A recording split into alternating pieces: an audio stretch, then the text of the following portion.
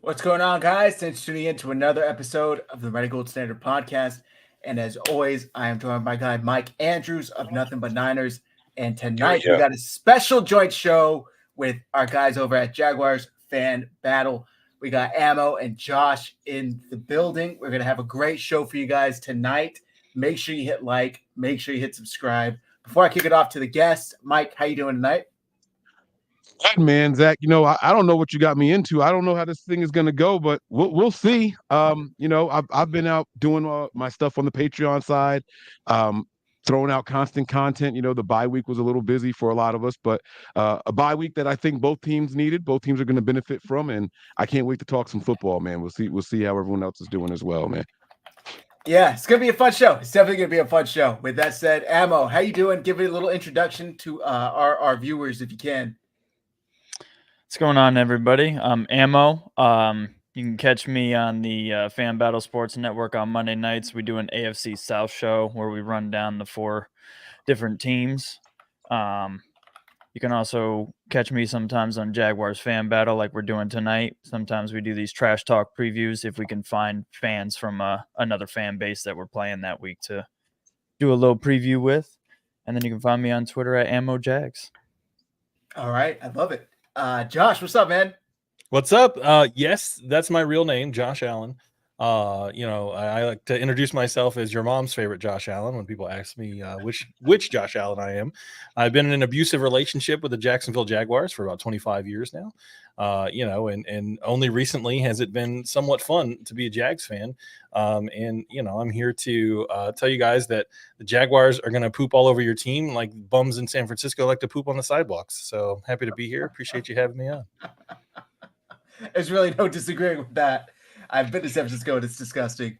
All right, yeah, we're gonna have a fun show, guys. Like I said, hit like, hit subscribe. Appreciate everybody for tuning in, and appreciate the guys from Jaguars Fan Battle for reaching out and setting this whole thing up. We haven't really done a show like this season, so it's gonna be a lot of fun. Mike, I'm gonna start with you. Obviously, the 49ers didn't go their way the past 3 weeks. They've had a tough stretch after starting out 5-0. What's your reason to believe they can right the ship Sunday in Jacksonville, other than the fact that it's the Jags, Yeah,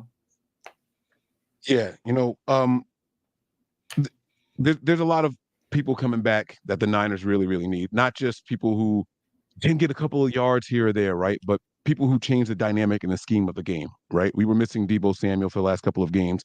And what he does well is he stretches the field east to west. So that's going to open up the passing lanes a little bit more. It's going to make some more windows for Brandon Ayuk and guys like George Kittle to go out there and get busy across the middle of the field. But more importantly, he brings a level of physicality. The 49ers kind of have been getting pushed around these last couple of weeks. That's not our brand of football. And when your toughest offensive weapon and Deebo isn't out there, George Kittle's going to try to do his best, but he's George Kittle, right? And then when your toughest offensive lineman's not out there, and Trent Williams, the tone setter, right? I mean, our enforcers weren't on the field.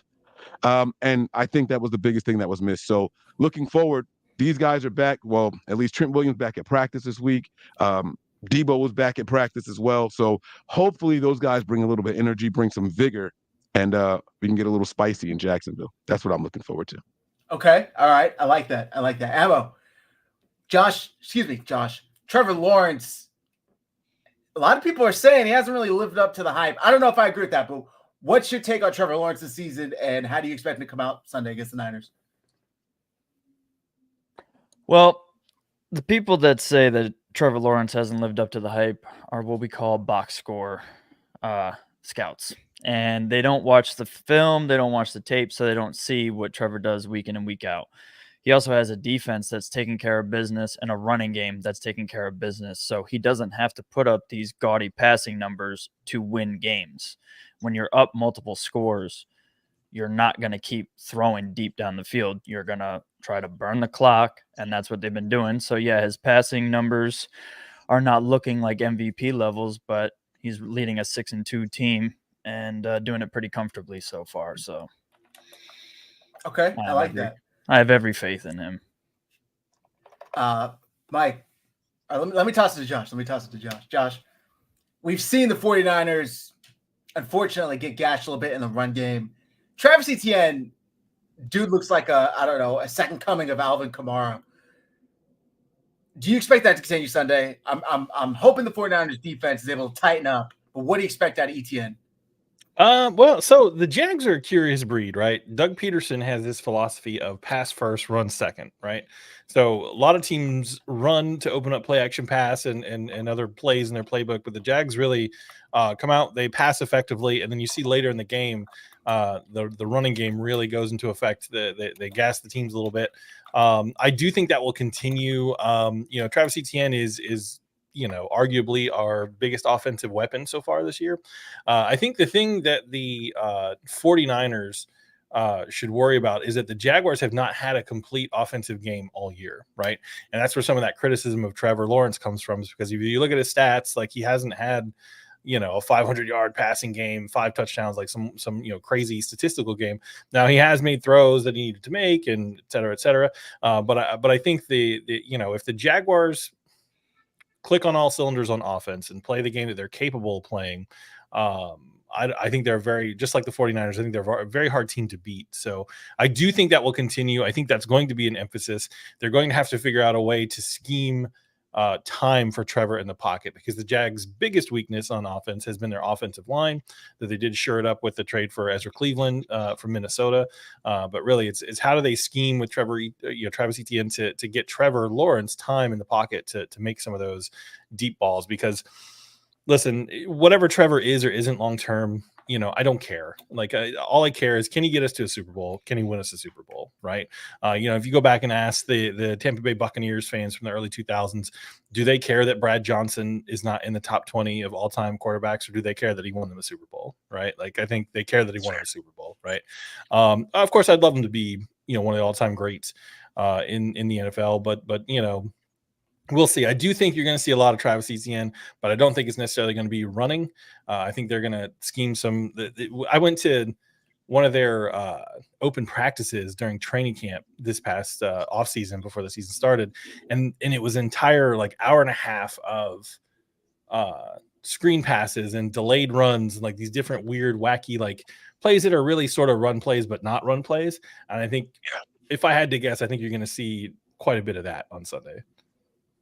Yeah, and that's kind of where the 49ers have been susceptible. So I'm hoping not. How fast is the 49ers are favored even after a 3-game skid. That actually surprised me. I'm not going to lie. I fully expected the Jaguars to be favored in this game. It's disrespectful as fuck. It is.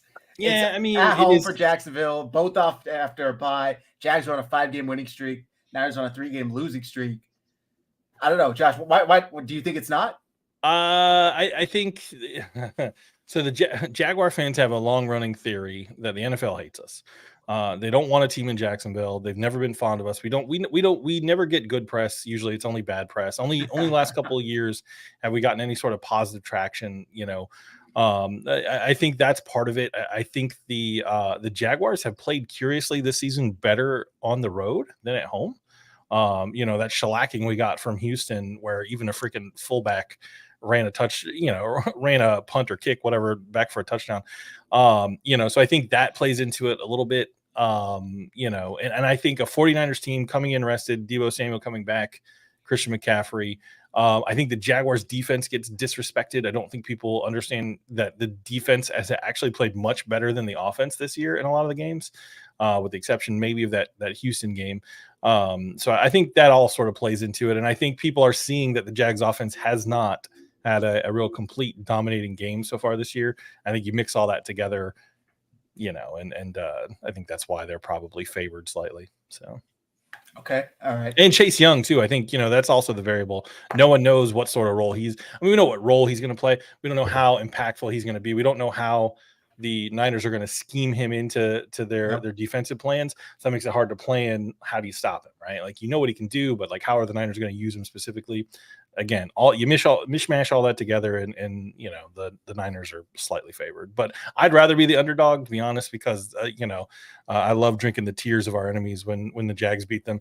Fan bases have melted down so many times already this year. The Steelers in particular, they were just in shambles because they lost to the Jaguars, and it's just so fun as a Jaguars fan to watch. So, yeah, I personally think the 49ers perform better as underdogs for some reason, when they're favored going into each game, it's like they let their foot off the gas. I don't really know what it is, but that's what it felt like for the Jags when Houston came to Jacksonville. You know, they were favored. They you know, were coming into a home game, and it seemed like they just sort of took their eye off the ball a little bit and lost focus. And then next thing you know, they got the bejesus beat out of them, you know, by CJ Stroud, who, you know, I hate the fact that he might actually be good and just aggravates me to no end. That AFC South may be the next like group of quarterbacks. If crazy, isn't it? It's really good, which I never would have thought saying a couple of years ago that would be the next group of quarterbacks. But there's going to be some fun battles coming out of the next couple of weeks. Mike, you got something to add? My man Ammo was like, yeah, enough of all this mushy shit. Like his face, I can't. I'm trying to get a read on my man up here, and I can't get shit from him. Give me something, bro. Like, what are you thinking over there? Like, yes, listen, your Jaguars, you guys got 6 wins, but only 2 of them have come at home. Like, does that mean anything to you? What are you thinking? No, I don't think that means anything. We have played better on the road. I think the Houston game is that classic trap game. Also, every time they come to Jacksonville, they beat our ass. That we've had trouble with them all the time. But we needed that humbling because that kind of set us on a path where, you know, we won 5 straight. We needed that. We needed a team that was ranked lower than us to put us in our place. Do you think that the Niners should be favored right now? Yeah, probably. Jaguars have always been disrespected by the media, even when they're good. Like when they win games, it's not, oh, wow, Jacksonville won that game. It's Buffalo did this and Buffalo lost that game. Yeah. It's always how the other team did something to lose the game, not anything about how Jacksonville won the game. So that's always going to be the narrative. So we'll always be underdogs, and that's fine by me because I always pick underdogs. So I've seen differing reports. You guys are there, right? Like, what's the weather like? What's it supposed to be like Sunday? Do you know? It's gonna be like 80 degrees, I think. But it's not summertime Florida weather, right? Like we're in the section of Florida where it actually kind of feels like fall in the morning and in the evening. But it'll probably be, you know, in between 75, 80 degrees. So it's gonna be nice, cool weather. You know, I mean, hot if you run around, the sun will be out. No, I don't think so. I didn't see any rain in the forecast, which is good because, you know, Trevor's a little in the rain. I don't know if you saw Brock in Cleveland. Yeah. He's not the best in rain either. So, yeah, but I think, go ahead. I think, you know, Brock Purdy, it's the same thing with Brock Purdy. Like, who cares if he's an all-time great? Like, all that matters is, like, can he get the job done and get you guys what you want, like, which is the Super Bowl, right? Like, that's what every fan base is chasing. That's what every team's chasing. Yeah, but the rain is just such a wild card because you never know how it's going to affect the way the ball bounces, if there's a fumble or even, like, when you're trying to down a kick. But, yeah, no rain in the forecast. It should actually be very nice weather, which is why, you know, it looks like we got a bunch of 49ers fans coming in. That stadium will probably be, you know, 30 to 40% 49ers fans, unfortunately. But what can you do? That their fan bases that just take over the Steelers, the Niners, Denver, curiously, like they're wherever they go, you see a lot of fans for them. It used to bug me, like, and people used to try to dunk on you know, the Jags and their fans for opposing teams coming in. But then I saw either, I think it was last year, some team came into Pittsburgh and there was a bunch of opposing fans in Pittsburgh Stadium. I was like, okay, well, this is an NFL thing, not a Jags thing. So anyway, sort of rambling about that, but should be nice weather, should be comfortable weather. You know, it's the murder capital of Florida, and you know, it'll be a nice day to watch the 49ers get murdered by the Jaguars on the field. So obviously, metaphorically, YouTube, please don't demonetize us. It's a metaphorical football murder, not is Jacksonville really the murder capital of Florida? Oh, buddy, you have no idea how violent Jacksonville is. No, because some demonic shit happens down there in Florida, and to know that that's where I'm, like, I didn't know that. Yeah. So yeah, are you coming to the game? Are you gonna, okay, nice. All right. Yeah, we'll have to exchange numbers. I can't go because I got other obligations this particular Sunday, but yeah, I'll tell you the places to stay away from if you want to know. But yeah, Jacksonville's a murder with me as well. So yeah, I will tell you that for the most part, when you get down to the area where the stadium is, it's not that bad. I've been to Philadelphia. Philadelphia is a scary city, right? Like there's a couple places. Okay, so yeah, it's nothing like Philadelphia. It's a very small city. It should be and generally speaking, Jags fans are stupid, but they are nice, right? You're going to deal with some Neanderthals, and listen, that's why you don't want to make us angry. I don't know if you understand about like Jaguars fans and Jaguars Twitter. Like we are the surliest, saltiest bunch of human beings you've ever met. But in person, usually Jags fans are very accommodating.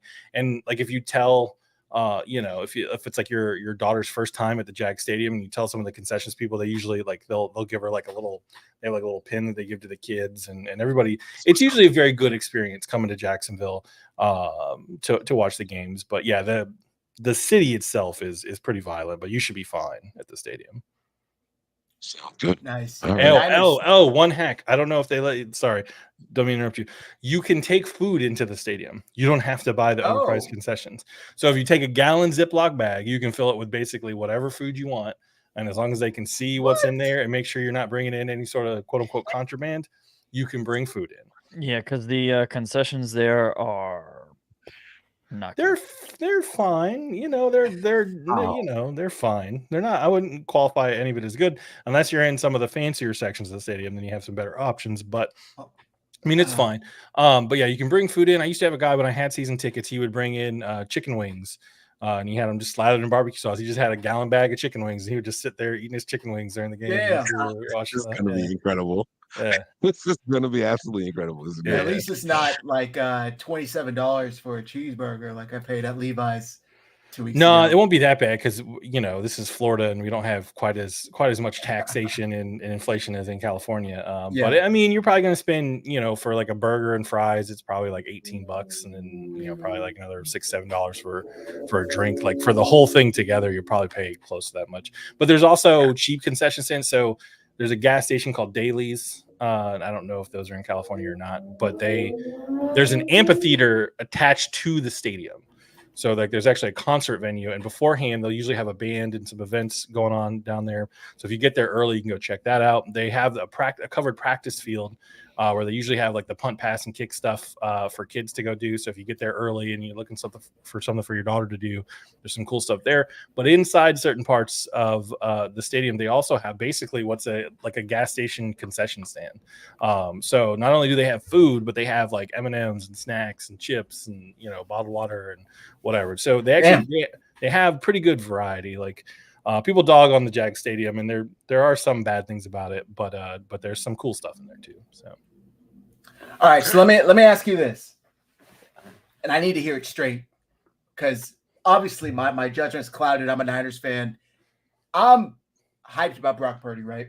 I think he's a legitimate NFL quarterback. I think the 49ers could win a lot of games with him. Can he take that next step? I don't know. Like you said, Josh, really the only question is, can they win the big game with him?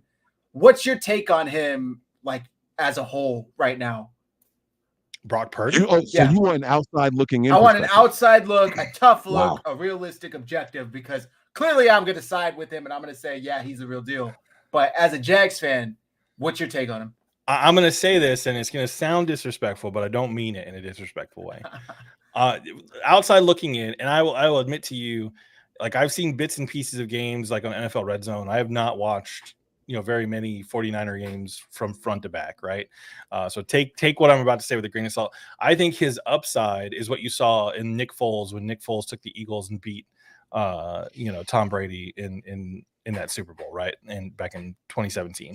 And that's not bad, right? But I think that's Brock Purdy, at his best. If you put and what I mean by that, like I said, it's going to sound disrespectful, but it's not.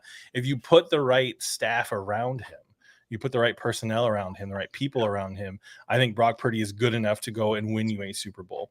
Is Brock Purdy going to do what Tom Brady did, in many scenarios where you're down by like 20 and he just comes back and just shellacks you out of sheer will, throwing guys open? I don't think so, but there's very few guys that are going to do that, right? So just outside looking in, and I think the low side of his potential is, he's another Ryan Fitzpatrick, where like he has the short spectacular run, and you're seeing this out of Gardner Minshew with the Colts and when he was with the Jags too. I'll have these short runs of very spectacular performance, and then bro just comes back down to earth, and you're like, what the heck? How did this guy ever get a starting job, right? But I think that somewhere in there is probably long term what Brock Purdy's going to be, but I don't know. Like I said, I'm not trying to disrespect the guy, but like No. from what I appreciate it. from what I've seen, that's because here being surrounded by it, it's either he's Joe Montana or he's Tim Rattay. Like there's no in between here at 49ers land. He's either the next great or he shouldn't even start the next game. So it's really tough. Everything lives or dies on one game now.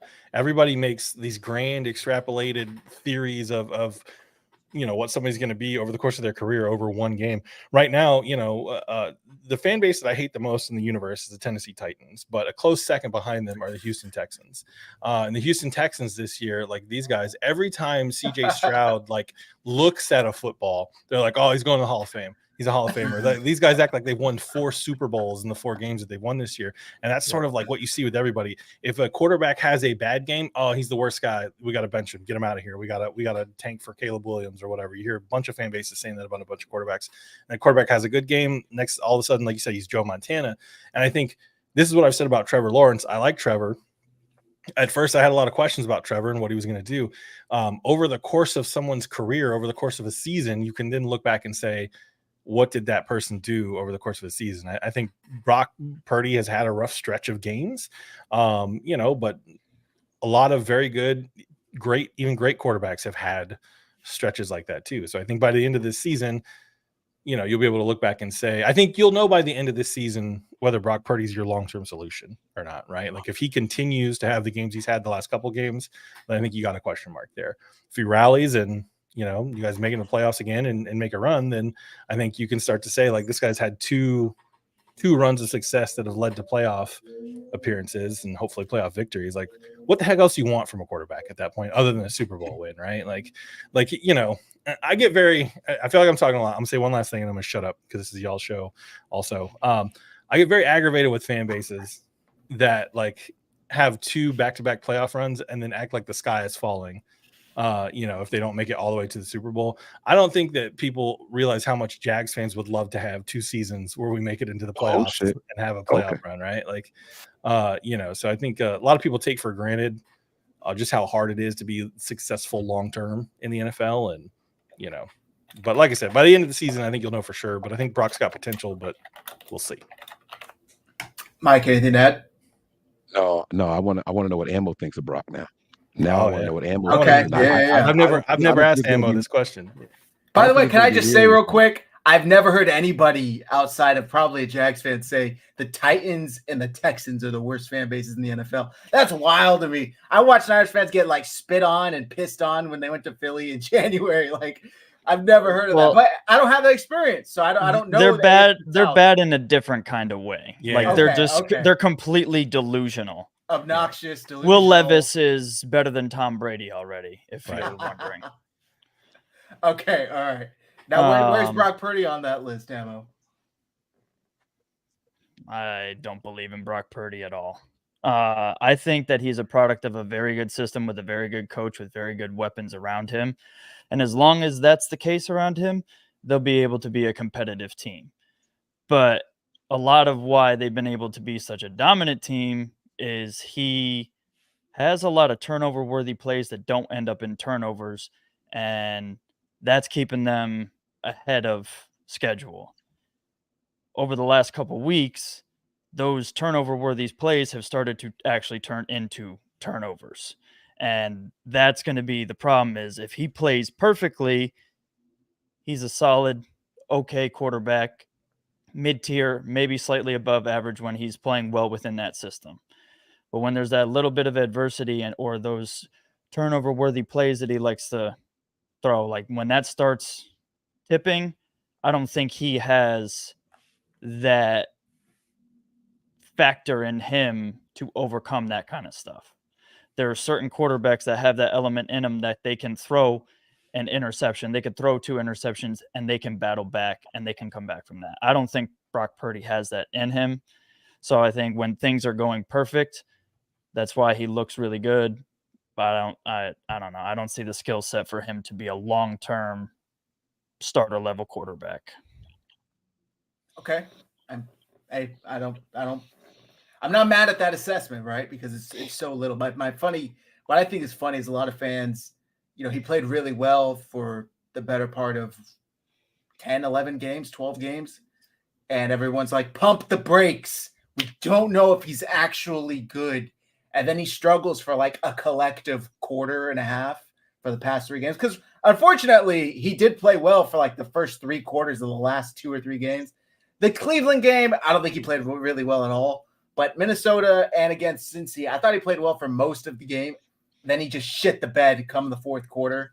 And people are like, he's trash. I told you he's trash. And it's like, yo, if 12 games wasn't enough to say maybe he's good, why is 3 games and a little bit of 3 games enough to say he's bad? Yeah, I mean, Cleveland might have the best defense in the league. Like Cleveland historically good defense. It's crazy how good of their defense there is. I see the chart and it's like everybody else and then Cleveland. Mhm. Like their rankings are insane, dude.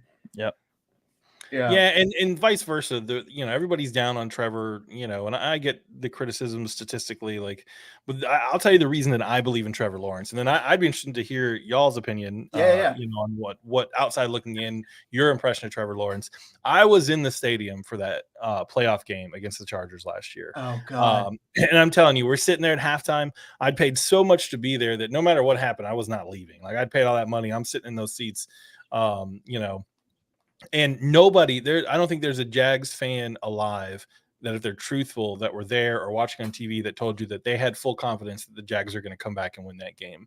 I'll take Trevor Lawrence any day of the week because the man threw 5 interceptions. The man threw 5 interceptions and then found a way to gut it out and willed that team to victory, threw guys open. They didn't quit, and they found a way to win that game against the Chargers. And again, that was a game where everyone was like, oh, the Chargers gave it away. And I'm sure there's probably an element of that a little bit. They did play a little bit conservatively on defense, and then they had the lesser Bosa, doing his bonehead stuff, throwing his helmet around on the sideline. But that's why, for me, if Trevor can do 80% of that consistently over the next 5 to 10 years, I think the Jags have a real chance to continue to be very good, get in the playoffs, have a shot at making it to a Super Bowl. So, but what about you guys outside looking in? What's your impression of Trevor Lawrence?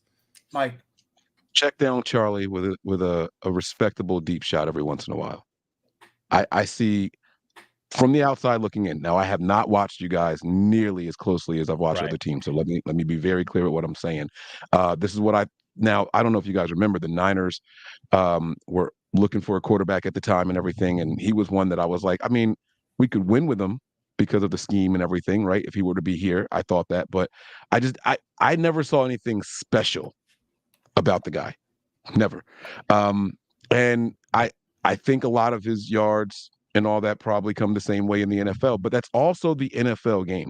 If you had a guy chucking the ball 30, 40 yards every play, your team isn't doing the basic stuff right. So it's damned if you do and damned if you don't. You know what I'm saying? Right. There's nobody more checked down this year than Patrick Mahomes, right? So what are we really saying? I don't have a fair assessment of him. I think that there's maybe 3 elite quarterbacks in the NFL in any given year. And you either have one or you don't. I don't think either one of our teams have an elite guy. I don't think Trevor Lawrence is elite. But again, are you good enough to get the dubs when you need to? And that's what it comes down to. And I think that Trevor Lawrence showed that fight. That was an epic comeback. And I was on the edge of my seat that second half of that game. And I was happy to see them pull out the upset. I think the Chargers are the biggest frauds in the NFL. This is before Herbert. This was during the Phillip Rivers era and all that stuff. So I was happy that you guys knocked them out. I was like just thrilled for you guys. You would have thought I was a Jaguars fan the way I was cheering in that game.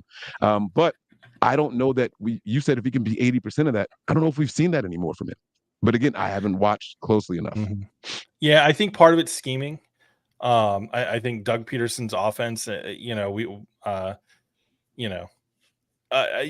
lot of people, it's a love-hate relationship a lot of people have with Doug Peterson and the way he calls a game offensively.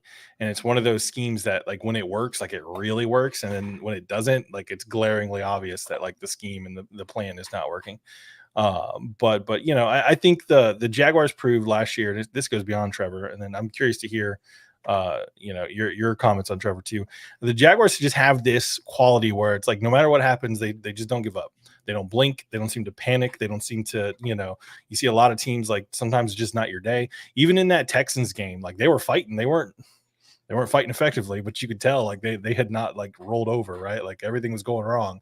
And I think that's what you see out of Trevor too, is like he just doesn't quit no matter what's happened in the mountain he's facing. He's still trying to climb it. So I know this is supposed to be like a shit talky show, Mike. I don't know if you're serious with that assessment of Trevor Lawrence, because I think he's a legit quarterback, dude. Like if Trevor Lawrence from last year played on the 49ers last year, they win the Super Bowl. Yeah, without honestly, a doubt. yeah, 100%. Without I mean, the flip side is if we didn't lose Brock Purdy, we win the Super Bowl also. And I'm not saying that Brock Purdy's a world beater either. Again, good. Is he good enough to get it done? Right, like that's all that matters in the moment. I think Trevor Lawrence is like a top 6 quarterback in the NFL. Any given Shut week. up. No, legitimately. In any given week, okay, that's any given fine. week, he's a top 6 quarterback. A week, if you put on some more film and you start breaking this down, the throws that he's making, the stuff that he's doing is great. He's just some of the throws he can make he's just not putting up gaudy numbers because that defense is taking care of, like, they're just running these 7-8 minute drives where they're just burning clock. Well, and like the Colts game at home, like the defense kept giving him a short field. Like he didn't need, he was making all the throws. Can't be only having 30 yards to go, 45 yards to go, instead of having to drive 75 all the way down. I think the stats will come, because I see even our chats like he hasn't proved anything. What's he doing? I don't necessarily think that's like the entire depiction of who he is as a player. I've seen him put it into like the tightest of windows. He's a mobile quarterback, more mobile than I think he gets credit for. It's like that classic sneaky athleticism when it comes to white quarterbacks for some reason. But I think he's got it, and I think he's able to process the game at an elite speed. And boy, does he get that damn ball out. I was watching this week, getting ready for this show and our preview show. Like 2.5 seconds, that ball's out.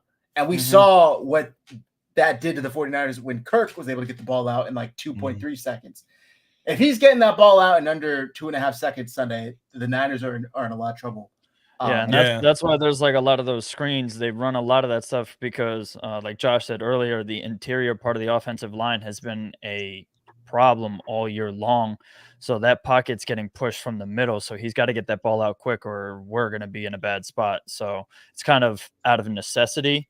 But I'm just glad that he's able to do it well and effectively and not turn the ball over like a lot of other quarterbacks do when they have that kind of pressure. I think you mentioned him being a white quarterback and him being sneaky mobile for a white quarterback. That's also why I think he's not going to get white.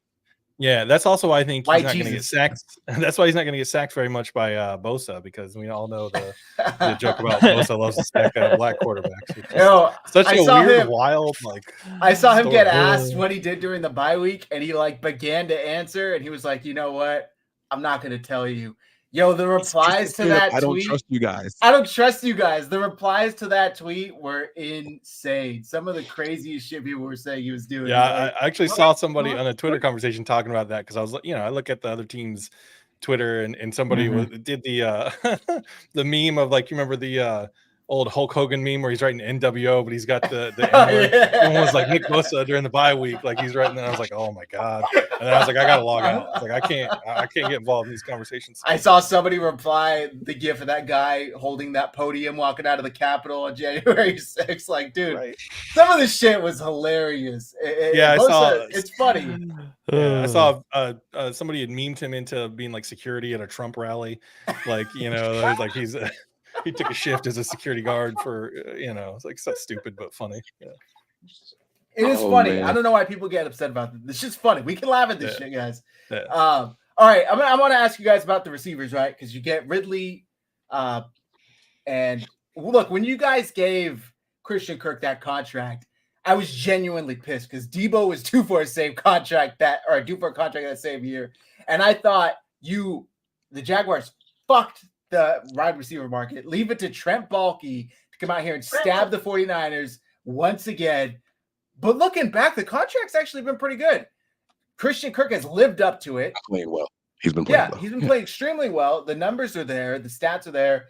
And look what happened with the wide receiver contract after that. Like, it's kind of fallen in line with how he's produced and what he signed for.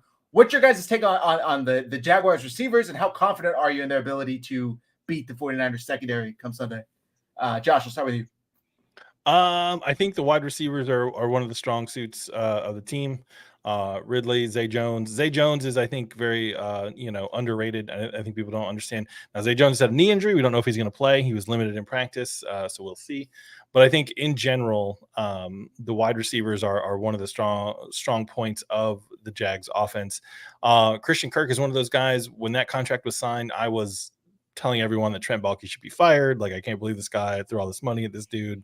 But I've never been happier to be wrong about a wide receiver contract. I think Christian Kirk has earned the money. He's been very clutch. Like, he's another one of these guys. He's not putting up 250 yards a game every week, but there's these moments where you need a guy to get open to either seal a victory or go up on a team when you're tied late in a game. And Kirk has consistently been the guy that has been doing that. I think Calvin Ridley, Jags fans are going to be upset with me. I am unimpressed so far with Calvin Ridley. He's had a couple of nice catches, but he disappears a little bit in games. I'm hoping that's just because dude hasn't played, before the season in like 18 months because all the stuff that was going on with him. But I do think having him out there helps the other wide receivers because they have to scheme for the old Calvin Ridley, because if Calvin Ridley does all of a sudden go back to form in one of these games, and he's going to have a monster game. And he's had some good catches, but we'll see. But I think they're good. But like the offense as a whole, I don't think they've had their best game so far this season. What do you think, Amo? No, they definitely have not had their best game. I've said a couple times on different platforms that I think the Jaguars offense at best has operated at 70 to 75% of its real potential. And as far as like Calvin Ridley goes, he actually is playing really well. Couple games, like the Saints game specifically, they're doing a lot more doubling of Ridley. And I think he's still on pace to go like 950 yards for the year. So he's going to have an all right year, but he's been out of football for a long time, but he's getting open. They're just not hitting him. Sometimes they're doing other things because it's a very fast moving offense. They get it out horizontally as opposed to a lot of deep shots and more over the middle. Like, they barely ever touch the middle of the field, and Calvin Ridley's a lot better with that type of stuff. But like I said, the Saints game specifically, they had a guy that was running underneath Ridley a lot because they were trying to bait Trevor into throwing those little out routes that he's really good with Ridley. And they were trying to get a nice little pick there. So they just kind of went away from Ridley. So teams are scheming to take Ridley out of the equation, but we have Kirk, we have Ingram. So we hit you with other ways. We have ETN out of the backfield. It has hurt a lot that Zay Jones has been hurt because he is one of our only effective red zone targets. We have not done what we need to do in the red zone all year. It's part of the reason why ETN is scoring as many touchdowns as he is, because the red zone passing offense isn't there. And I think Zay Jones being hurt for as long as he has really affected that. I think Ridley will be fine, and he'll have a better second half of the season. I think he ends up breaking 1,000 yards anyway. But yeah, teams are scheming to try to take him out, and they're letting Christian Kirk and Evan Ingram eat instead. I think 49ers fans coming off the last three performances are very, very pessimistic about the defense and about the secondary. So I'm sure most of our fans in the chat would tell you, like, all of your top receivers are going to have like 100 yards on Sunday. We saw Jamar Chase, Higgins. I mean, I was at the game, so I wasn't keeping track of the box score, but they just ate. The rookie receiver on Minnesota was Addison. Mm-hmm. He ate. I mean, punked Charvarius Ward before halftime after Charvarius Ward had punked him for the first pass of the game. But, man, it really is interesting. And I think the 49ers, for some reason, the new DC, Steve Wilkes, I don't know if you guys have paid much attention to this. 49ers fans wanted to act like Steve Wilkes invented coaching from the box. Like, that's only a him thing. No coach has ever coached from the box before. And him moving down to the field Sunday is going to, like, allow him to coach, like, mastermind or something. I don't understand it, but he's moving down to the field. And I think for some reason the defense has been so disconnected. It's like the front seven and then the secondary are two different parts. And hopefully he can piece them together because they're getting pressure. I forget who put it out, but they're actually getting more pressure this year than they were last year. but the sacks just aren't there. I mean, Nick Bosa has what, 3 sacks in 8 games, 2.5 sacks. So Chase Young got traded and immediately became our leading sack totaler with 5. Mike, how you feeling on the flip side, the 49ers secondary going up against this wide receiver core? I don't even know what I'm supposed to say anymore. Like I said it off camera, and fuck it, I'll say it now, man. I'm not confident in the Niners going into this game. I'll be honest with you. What I've seen the last 3 games gives me no hope that the Niners can go out there and win this game. But again, there are people coming back and all. I think that if we're honest with ourselves, the defense has a lot to improve on. You know, they're talking about how the coaching from the booth and coming down to the field and all that shit. He's an older guy. That's what all older defensive coordinators, that's what all old coaches do. For Niner fans, we messed up getting Wilkes. We should have got Vic Fangio. Vic Fangio coaches from the booth too, guys. Like it's something that the elderly statesmen of the NFL, it's just old school. They want to spread stuff out. They want to see from the God's eye view. They want to see everything and know that their guys are reacting the way that they're supposed to, so they can make adjustments that way. So what, we want them on the sideline to yell at people immediately as opposed to picking up the phone and yelling at? Like, it doesn't make a difference, man. The Niners have to get their shit together. The pressures is a nonsense stat. I understand that it means something and it usually equates to something later on and all that shit, but like, I mean, come on. Drop the jar and let the beans spill where they're supposed to. You know what I mean? Like, I'm tired of this whole pressure, right? Like, so what? The NFL has become a passing game. They're getting the ball out quicker. So the pressure doesn't mean anything. All it means is that instead of him planting his feet after a 3-step drop, he's moving a step to the right. That's a pressure for somebody. If someone calls him to take that 1 step in the opposite direction off of his mark, then that counts as a pressure. I don't count that shit. Affect the quarterback or you don't. Like, affect him, not just move him a little bit. Get a hand on. You want to impress me? I want to see quarterback hits. I want to see hurries. I don't care about pressures. That's a baby stat that these geeks have come out with at PFF and shit. I don't care about that stuff. I don't care about it. The Niners defensive line is getting way too much money to come in and have a total of like 8 sacks on the season. It's bullshit. It's bullshit. Like, Nick Bosa has as many sacks as our second round Drake Jackson had in the first game of the year. The first game of the year, and Nick Bosa's getting he's the highest paid non-quarterback in the NFL. That's the historically highly paid defensive player doing nothing. Yep. Yeah. Nothing. You would want him to put up Myles Garrett sort of games, right? Like, for that sort of money, right? Or Josh Allen kind of games. Josh Allen, Myles Garrett, and Hunter, TJ Watt. Take the fucking game over. Yeah. Like, when we need you to show up, you're just standing around saying, "Oh man." That's what drives me crazy, because I've seen 49ers fans go, "You're paying this guy Myles Garrett money, TJ Watt money." No, we're paying him more. We're paying him more than them because he got his contract paying him after Nick that. Bosa money. Exactly. Right. And he, they go, "Well, he's getting double teamed. Well, he's getting this." Do people think like TJ Watt doesn't get double teamed? Do people think Myles Garrett doesn't? Like, it's not like defensive coordinators go into that game and like, "I had no idea Nighty's good. I had no idea." It's like, no, they're fully aware who he is, and he wins anyway. For some reason, just he lets it. I don't want to say he lets it, but it does take him out. And my whole point, going back to the Bengals recap show, Mike, was how many players on the 49ers defensive side of the ball were the highest paid at their position at the time of their extension? Like, exactly. To give up what they're giving up is just fucking, it's inexcusable. It's indefensible. And whether it's on the DC, whether it's on the players, something needs to change. And I know Clark's are saying, we're in shambles when we bully Wilkes out the booth. I don't know, man.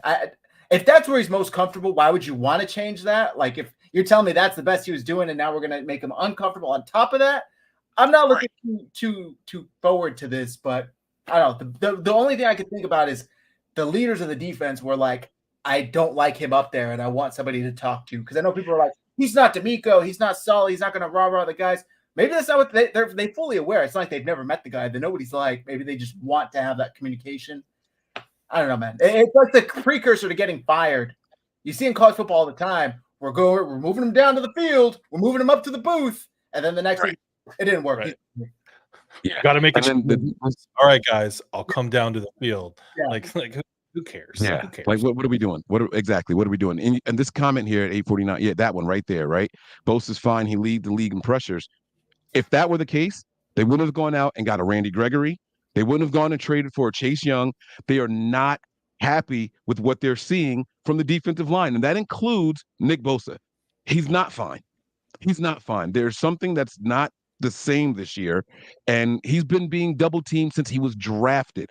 He was the prodigy. He was the guy in that draft. The only reason the Niners were lucky enough to get him is because Cliff Kingsbury was dumb enough to draft Kyler Murray instead. He fell into their lap. We did no homework. We didn't have to do homework. He was the top prospect in that entire draft class. We got lucky to get him. And so now he needs to go out here and say, hey, I earned this check. This is how I earned it. Put some respect on my name. Right now, we're literally laughing at the memes of him. That's the Nick Bosa. That's Nick Bosa's big moment this year. He's got to do more. Yeah, I agree with you. Pressures, pass rush, win rate, all these statistical, analytical things. Like, and I'm a data guy, right? Like, I'm a product manager, for my day job. So I make data informed decisions all the time. But this is very similar to. But I think all those are just sort of made up nonsense. Put the quarterback on his butt. Get your hands on him. Really disrupt him, physically disrupt him, not just make him move back, back and forth in the pocket. This is similar to the conversations that I've had with a lot of Jags fans about Trayvon Walker. Like, Trayvon Walker was #1 overall pick in the draft. We took this guy top of it, and he has yet to have a game where he has any sort of takeover. He's had a couple games where he's made some impactful plays, but he's also had 3 or 4 bonehead games where he nearly or did cost us a game, right? So that's the question going into last year. The worst performing unit for the Jaguars was the defensive line, as far as pass rush. Like, they were necessarily terrible. They just weren't as good as the other parts of the team. Even Josh Allen last year, we were having a similar conversation about Josh Allen and whether he should get a huge extension. He turned his performance up towards the end of the season and then has been consistently good this year. But first half of last year, a lot of people, including myself, were saying, like, listen, I like the guy. Obviously, I have a vested interest in him being a Jaguar for a long time because he and I have the same name. I literally have a picture of him, the Jags Josh Allen sacking the Bills Josh Allen, autographed by Josh Allen. But this is a similar conversation. Like, you got to get sacks, you got to get actual hands on the quarterback and affect them. Everything else is just stuff that people talk about when things are going well. And like I said, I'll take hits, right? Like, make these guys get up after every throw. Right? You go back and you watch that Tom Brady Super Bowl against the Giants. They didn't get a ton of sacks on him. It wasn't like they sacked him 12 times in that game, but they hit him every single time. They frustrated him. He got up yelling at his offensive lineman. And by the way, Walker's going to have a game this week. Like, I'm just going to let you guys know that if he's out there, he will be effective. This 49ers offensive line is bullshit too. That's the other thing that I'm doing your guys' job. Talk shit to us. Like, what am I doing? I'm gonna combat what y'all said a little bit about the pressures. Now, look, some people put too much weight on pressures and they make it that it's everything, but I think that it definitely holds its weight. It tells a more complete story because you can have a guy that is actually pressuring the quarterback in a way that is actually impacting the play, not just like the one-step stuff. Some of that stuff counts as a pressure, like you were saying, but there's a lot where it actually does affect the QB and gets him off his spot and takes him off schedule and makes it so that he can't hit his reads the right way. So it tells a more complete story. Like, we're talking about Josh Allen with the Jaguars. Last year, he was racking up pressures and pressures and pressures, but he couldn't get home because he didn't have somebody else on that defensive line to put more pressure on to allow him to clean it up. Everybody else was cleaning up what he was doing. But now things have kind of shifted a little bit. Now Josh Allen is cleaning that stuff up. So like last year, it was telling a story. He was doing it, but he just couldn't get there. And now he's finally got that last little bit, and now he's getting those sack numbers, and he's tied for second or tied for third in the league in sacks. So it is not the be-all, end-all that, like, some of these people in Twitter draft analysts and advanced analytics like to talk about. It is not the be all end all, but it definitely tells a more complete story for players. So when I think of pressures, I always think of like guys that like went out like with their buddies and they're like, I got 7 almost numbers tonight. It's like I got 6 digits. I'm almost going to get that 7th one. It's like, I hear you, Ammo, because I agree. Like, I think of pressures as like a way to like add context to like, well, it's not like he did nothing on this game. He clearly had an impact. But at the end of the day, they got to translate to sacks. Like if you're getting pressures and then like 30% of the time they turn to sacks, that's great. Like that's good because you're impacting the game in both ways. Like you're getting to the quarterback, but you're also not getting to it, but almost getting to him. That puts that impact on him. But if they're just pressures and they literally never turn into sacks, or in Nick Bosa's case, only do 3 times this year, it's not worth much, in my opinion. In our case. Well, if they went further like down the rabbit hole and they then calculated on these plays that a player got pressure, did that equal an incompletion? Did that result in a complete, like, what is the result of that play to add that even more context? Because then you could see like maybe that pressure equated to them throwing an interception. They don't write that out in the pressures stat that they keep now, so you don't see the full context of that pressure. It might be a good pressure, it might be a wimpy pressure that means nothing because they still completed a 35-yard pass downfield. If they had more of that, then the pressures would probably have a little more weight with what you guys are saying. Like I said, I don't think it's the be all end all that like a lot of people try to make it to be.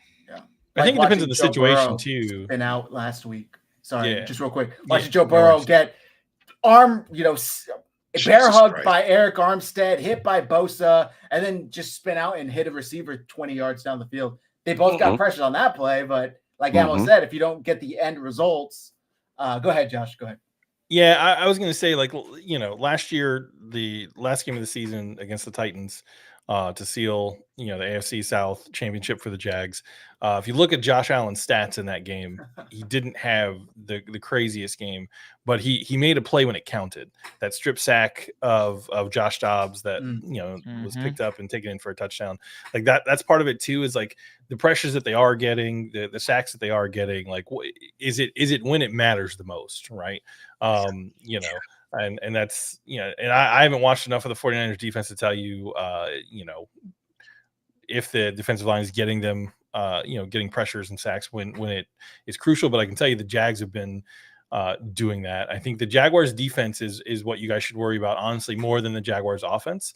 Because like I said, the Jaguars defense is better. And I don't think that, I don't know. Now I'm much less worried about the 49ers offense than I was a few weeks ago, partly because you guys are coming in and people have sort of figured out a way to stop your offense a little bit, but partly the other part of that is because the Jaguars defense has played really well. Like, I honestly think that the Jags are going to here's how I see it playing out, right? If it's a low scoring game, I think the Jags win. If it becomes a shootout, I think it favors probably your team, because that means that all of a sudden the 49ers offense is clicking again and you guys are rolling, right? And a lot of people disagree with me. A lot of Jags fans would probably say the opposite, but I think a low scoring affair, the Jags have proven many times this season that in a low scoring 1-score game, that defense can tighten up just as much as they need to get the job done, and the offense will just figure out a way, to score just enough points, right? So I think if the game goes the way that it's gone for the Jags the last few weeks, I think the Jags are going to win it. I think a little more likely that the 49ers win it if it becomes a high-scoring affair. So let me flip that on you really quick. So you gave us, if it's low-scoring, favors Jags, high-scoring, favors the Niners. Take a peek into a crystal ball, and we get the score only. We only get the score. And it's 31-17. Who comes out on top of that? Ooh. I think 31-17, I think that's a 49ers victory. Like, I think, that's what my gut tells me, right? Now, do I think that that's what's going to happen if you pluck that score out of the air? I think what's more likely, I think it's going to be 24-21 Jags. I think if I had to pick a score, I think that's the exact score that I gave on the AFC South show. Oh, is it? Yeah, so I think it's going to come down to, I think it's going to come down to a very small amount of points. I think the defensive lines for both units are good enough that I don't think the game's going to get into a 30, 40 point sort of like crazy debacle like you see some of these games getting into. But who knows? The football is also a wacky sport, and a lot of things can happen. And Who's your DC? Mike Caldwell. Who I'm not sold on, by the way. You know, a lot of people love him. You know, he's done a decent job. I think some of his schemes aren't great, but Do you guys Nah, blitz a lot? Eh, I don't know they if they they blitz a turn it lot. up sometimes, but I don't think that they're really like considered a team that blitzes more than an average amount. They So it's like a blitz from all situational thing. over though when they do blitz, right? Like it's situational and it's not always like a you know a linebacker coming up the middle. They do a lot of Rayshon Jenkins. They do a lot of safety blitzes when they do blitz. Rayshon Yeah, Jenkins Derek is a guy Carr that's was sorta- he was getting the ball out quick in that Saints game, so they started bringing Foye from the middle. So like Yeah. they'll do different things depending on what the depending on what offense they're going against and how they're doing it. They change things up. yeah. By the way, I know we're supposed to talk shit, but that linebacker, he's legit. Like he Foye gets is good, man. zero Yeah. recognition in the NFL. Yeah, Isn't he like the lead the league in tackles right now? Yeah, the Nigerian Um, nightmare, man. Like the 2 years in a row, he Nigerian led the nightmare. league. 1 year with the Falcons, then he left the Falcons, joined us, and led the league in tackles again. And then I think he's third in the league this year. He's legit. I think Zaire from the Colts. I think Yeah, I I might think be you're right. mistaken. Oh, you're but right. yeah. You're right. That's who it was. He's Yeah. been bodying That shit this year. dude in like the first week against the Colts, against the Jags, that dude was on every single tackle. He was involved in everything. That dude was He's insane. absolutely Yeah, flying Franklin's a good around the player. field. Yeah. He's an animal. It's He's like an absolute animal. Aziz Al-Shaair 2 years ago had an insane run for us. yeah. Dude, Yeah. I was bummed when he left to go to Tennessee, but I watched him last Thursday night cover a receiver like 30 yards down the field on a route and perfectly break it up. I'm like, that's like my son. I miss that man on the Niners, man. He's Yeah. legit. But So hey, what should the 49er fans be afraid of in this game? Like if you guys Jaguars defense. describe the perfect scenario for the Jaguars to come out with like a dominating win, right? Like tell me what would play out. I know I've heard you both say that the offense isn't living up to their expectations. I think one of you guys said like 70% right, something along those lines. Like tell me if they got this bye week, they went back, they did some gut checking, they reflected and say, hey guys, look, this is what we're doing well, this is what we're struggling with. If we can just clean up a couple of things, tell me what it looks like on both sides of the ball. How do you guys come out and get a dominant win against the 49ers? I think it starts with defense. The Jaguars have a league-leading 18 turnovers on defense. They're tied with the Saints, but the Saints have played an extra game. So they're a very opportunistic defense. They see ball, get ball, and I think that will play really well going against a quarterback like Brock Purdy. I think that if the Jaguars are going to have a dominant win, defense has to come away with like 2 takeaways, and then the offense just keep playing at the level that it's been playing at. Don't take any steps back. I'd like to see a couple steps forward. I'd like to see us hit in the 90% of our potential. I'm tired of kind of seeing this, it gets you anxious. Like maybe the offense isn't at that level, but I just think that they're cruising through games because they're just trying to chew the clock and have these long drives. But one of these games, it's going to break through. I don't know that it's against the 49ers. Like Josh said before, I picked 24-21 as well. I think that's probably more a realistic game, not a high-scoring one. Yeah, I think the game where the Jags are going to dominate is that Titans game. Yes. Because I hate them and I will never not predict that the Jaguars dominate the Titans. So here's a perfect scenario for this game. I think the Jags come out, they go up early, 10-0, 14-0. Defense clamps down on the 49ers offense. And then the Jaguars are able to actually implement the running game with Travis Etienne. You guys are in trouble if the Jags are up by 10 points, 14 points in the third quarter, and Travis Etienne is running effectively, right? Because I think then what it ends up being is probably the game's like a 28-10, 28-13 victory for the Jags, which and it'll be in a perfect world, it would be a game where it feels much more dominating than the score says, right? Like now, is that perfect scenario going to happen? Who the heck knows? I have no idea. But I think in a perfect scenario, that's the most dominant way that the Jaguars could beat the 49ers. And then we go on to play Tennessee, and we're going to beat them literally by 50 points. We're going to hang 56 points. Oh, on I can't them. wait to see the Titans fans and their reaction to Will Levis throwing like 4 interceptions that game. It'll be great. Do the Niners play the Titans this year? I hope they do. I hope you guys no, we played them 2 years ago in Tennessee on Thursday night. and Jimmy threw a horrible interception to Janoris Jenkins in the end zone. It still hurts. I think Jimmy Guapo. Jimmy Guapo. By the way, you talked about long drives and chewing the clock. That was their MO, the Niners' MO with Jimmy. We're talking 16, 17 play drives. I'm like, bro, it's cool and all, but fuck it, 4 yards a play, like just it's hard to watch.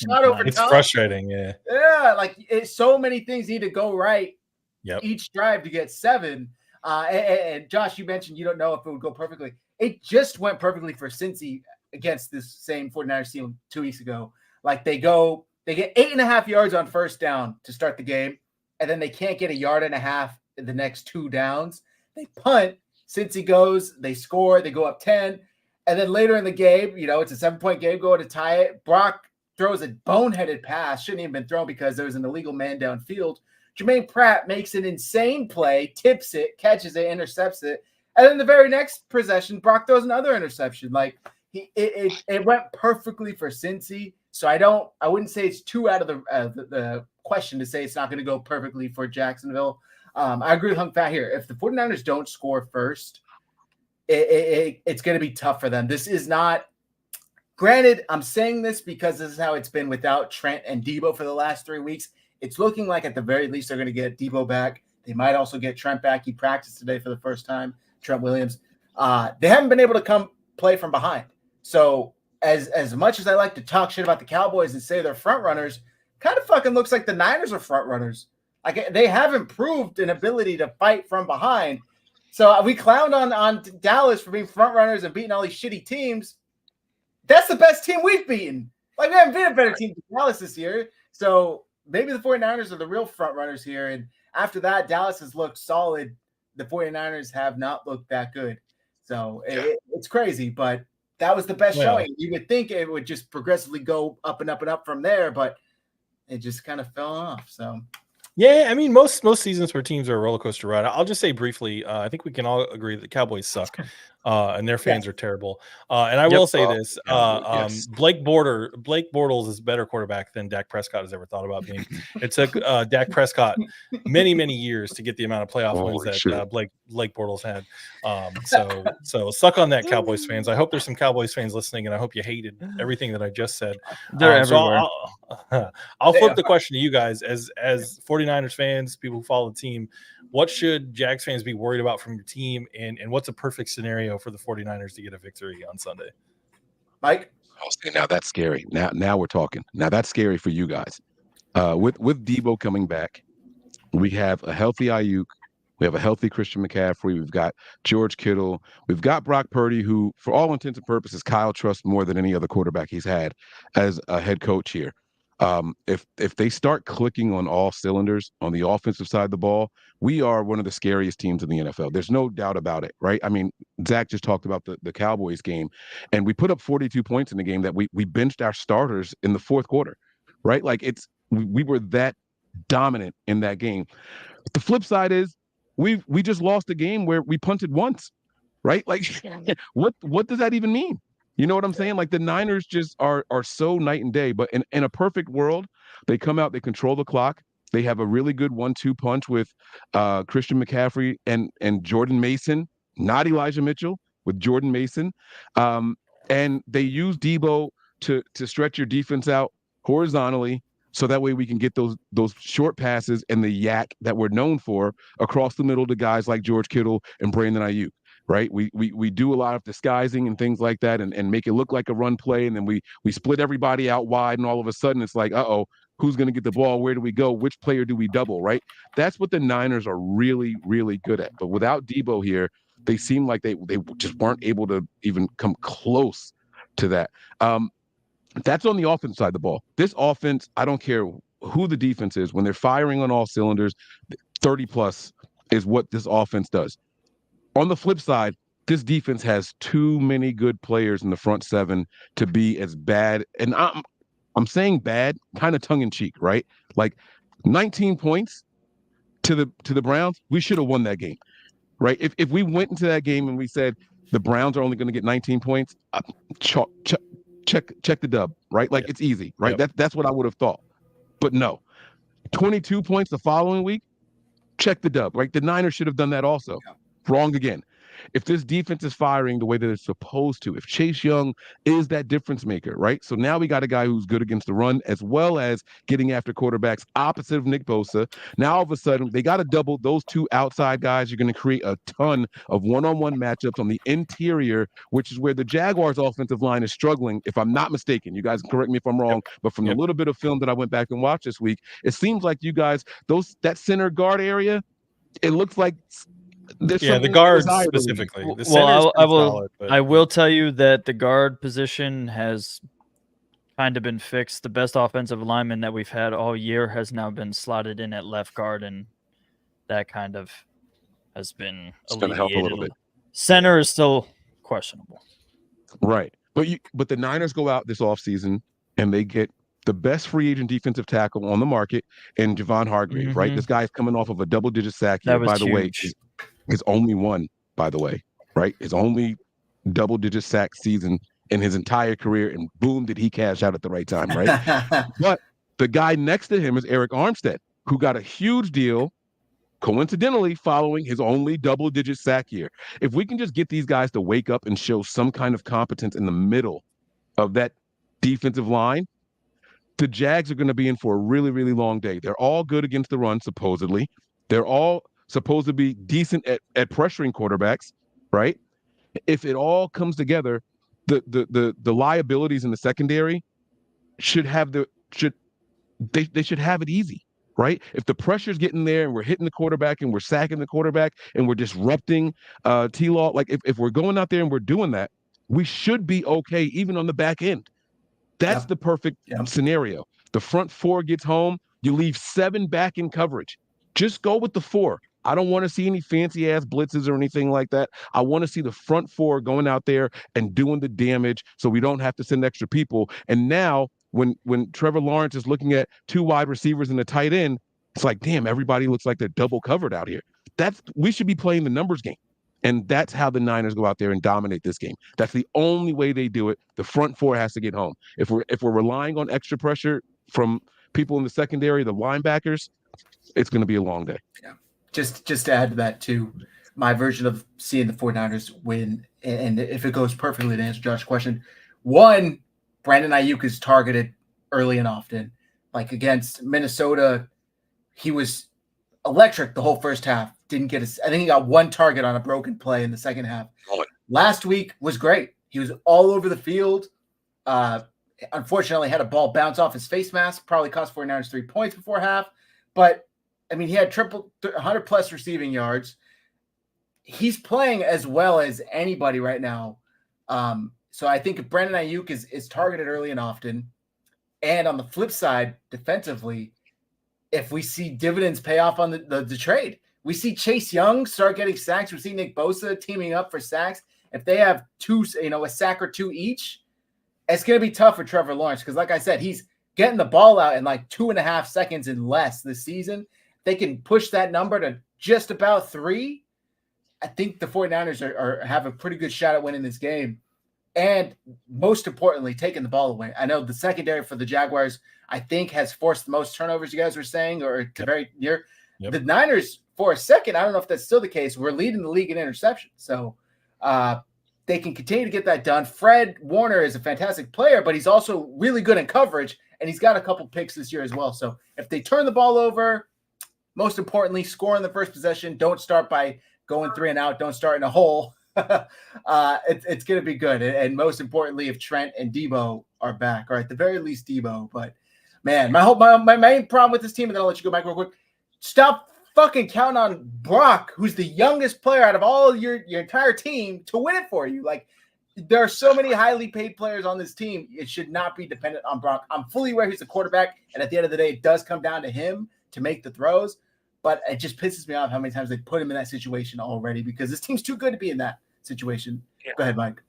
No, I completely agree with you. You know, I the one thing that as you were talking, it's just we got to see it. You were talking about the Brandon Ayuk usage and lack of in the second half and things like that.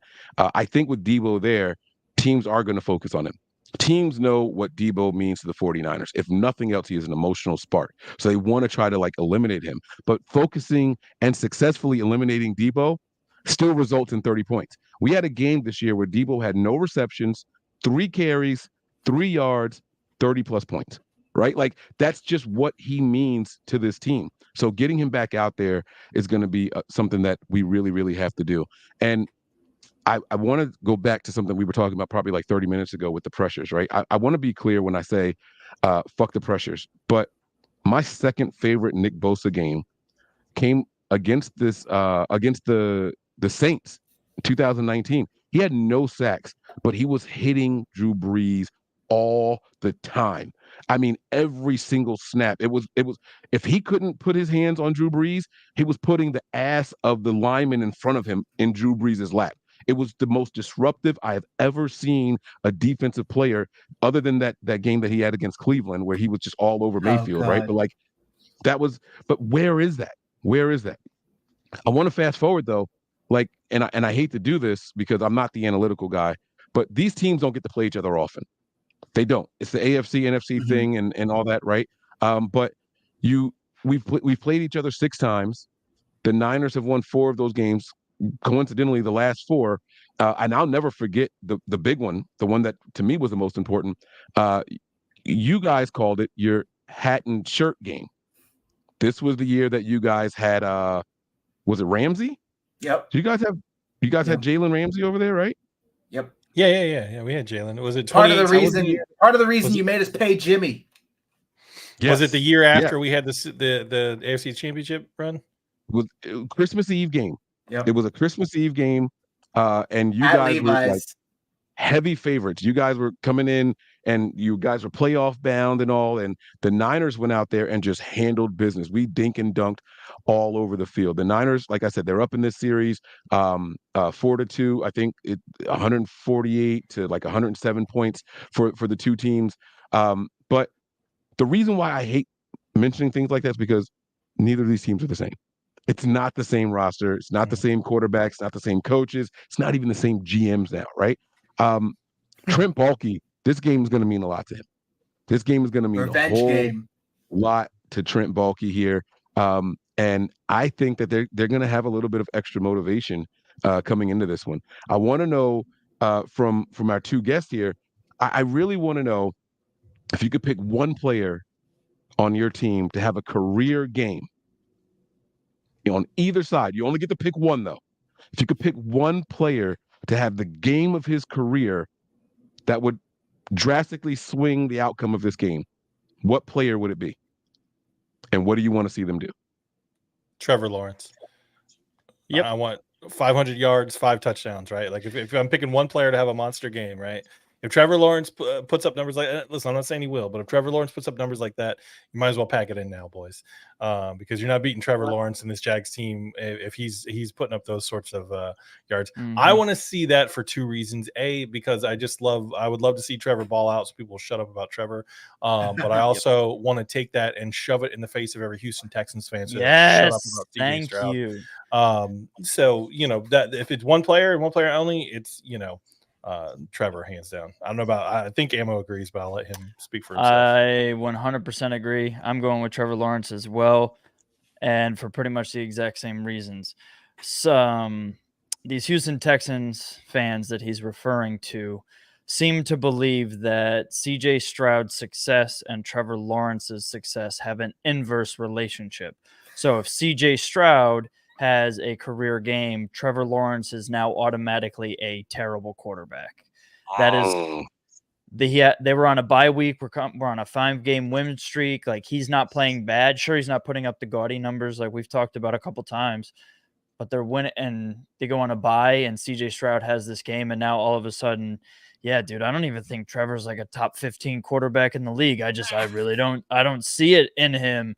They talk about him being generational. CJ Stroud's the generational talent. So for the exact same reasons, I need Trevor Lawrence. And I don't think it's this game. I think it's that Titans game as well. Like he said, we need one of those big games. So all these people that don't watch the film and only look at the box score can shut the hell up.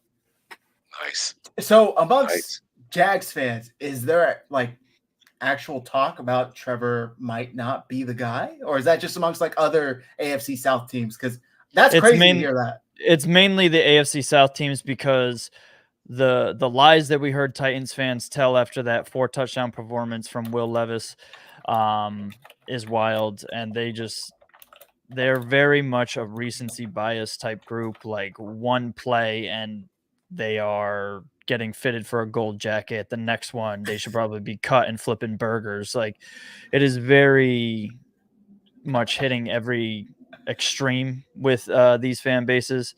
There are some Jaguars fans that say maybe Trevor isn't the guy, but those are really like the super casual fans that only show up when they start winning, and they're like, yeah, well, he's not Peyton Manning and he's not Tom Brady, so he has to not be good. Got it. But when people like actually know a little bit more about football and actually watch like every game and stuff like that, they know that Trevor is the guy, and they know that he's not playing at the top end of his ceiling. Yeah.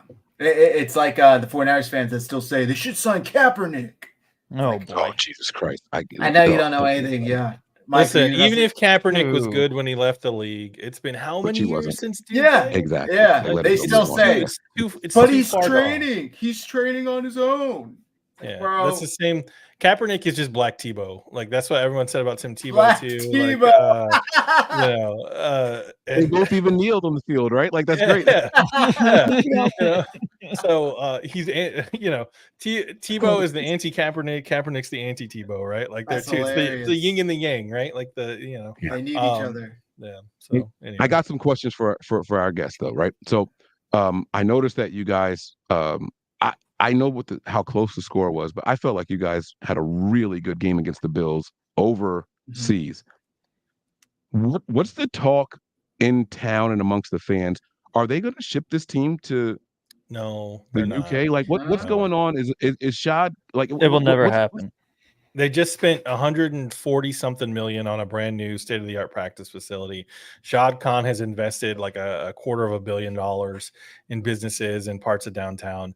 They're on the verge of sealing the deal for their new stadium deal. They're already shopping. They're taking bids for contractors to renovate the stadium.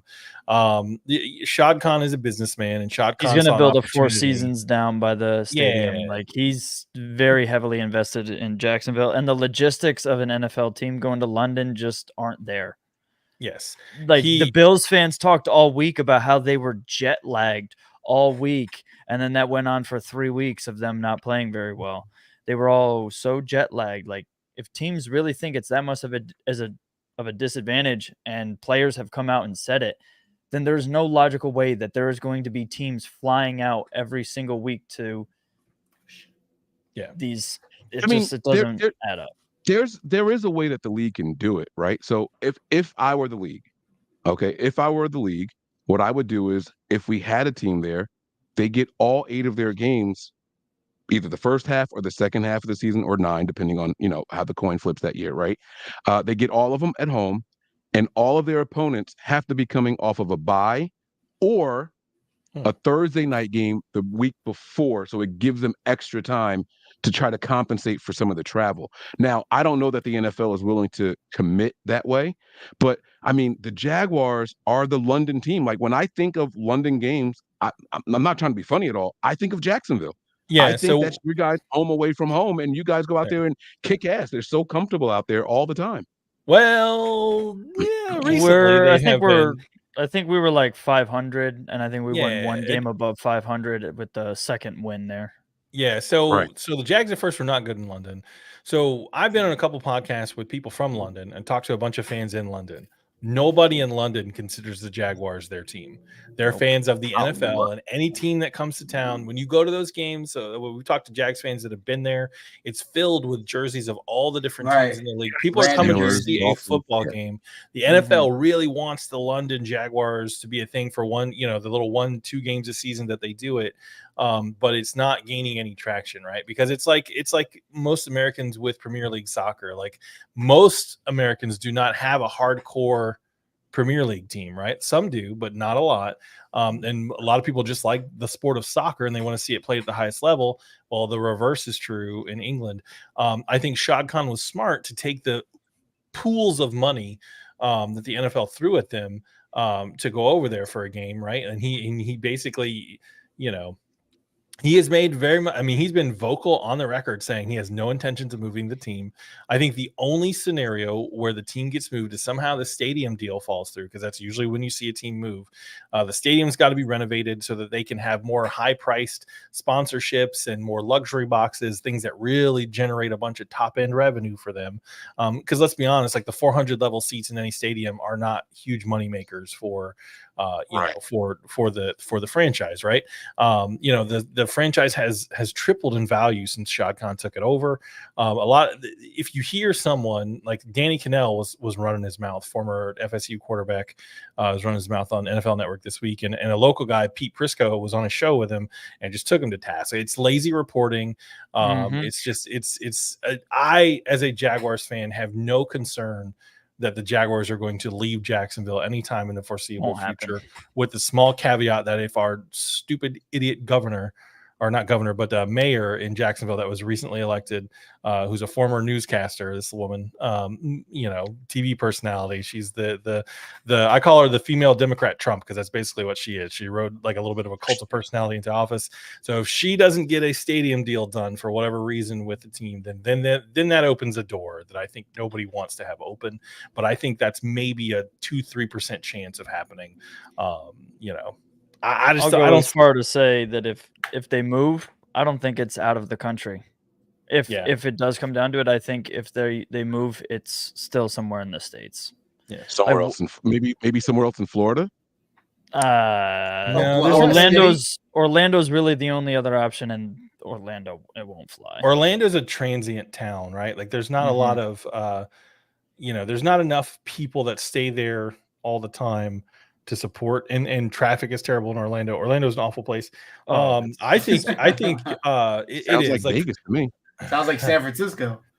Yeah, it's just not, unless you're going to Disney or going for one of the theme parks or something. Like Orlando, like to me, it's just not a place I want to spend a lot of time in. Nope. But I think you see a move somewhere, I think a Canadian team in the NFL is more likely. That makes a lot more sense. Or somewhere like San Antonio.